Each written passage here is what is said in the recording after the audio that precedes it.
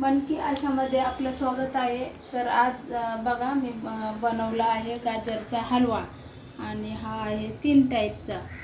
बनवताना एकत्रच बनवला आहे आणि नंतर मग साखर टाकायच्या अगोदर हा बीपी शुगरवाल्यांसाठी आधीच काढून घ्यायचा, कारण साखर न टाकता आधी हा काढून घ्यायचा। एवढा छान लागतो, खूप मस्त लागतो एकदम।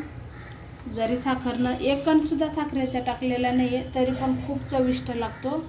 तर ते शुगरवाल्यांसाठी आणि हे माझ्या मुलांसाठी, त्यांना काजू बदाम याच्यामध्ये कुटलेलं काय टाकलेलं आवडत नाही, त्यांच्यासाठी हा काढून ठेवायचा। साखर पाक सगळं विरघळल्यावर गॅस पूर्ण बंद करायच्या वेळी हा आधी काढून ठेवायचा आणि पूर्ण काढून घेतल्याच्या नंतर हा काढून नंतर आपण हे अशा प्रकारे ज्यांना आवडतं काजू बदाम वगैरे त्यांच्यासाठी ह्या अशा वड्या पाडायच्या। छान एका डिशमध्ये, ताटामध्ये, कशामध्ये काढायचं ते काढून घ्यायचं।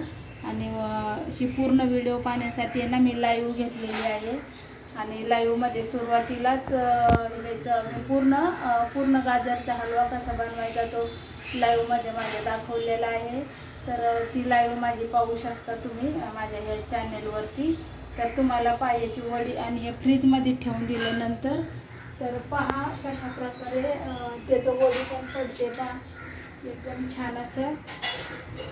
तर तुम्हाला दाखवू शकते, तुम्ही असं ह्याच्या वड्या असं एक एक दोन दोन असं चिक्की वगैरे कशी असते शेंगदाण्याची त्याप्रमाणे तुम्ही अशा ह्या नाश्त्याला कोणी पाहुणे आले तर असं 1 2 3 अशा ठेवू शकता ताटामध्ये, छान किती दिसायला पण सुंदर।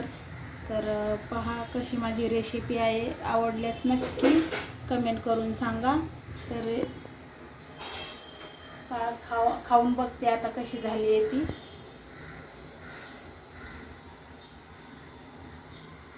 एवढी अप्रतिम झाली आहे ना, तर बाहेर विकतचा सुद्धा तुम्हाला हॉटेलचा मिठाईच्या दुकानामध्ये एवढं चविष्ट एवढं छान नसेल चवीला, एवढी छान झालं आहे।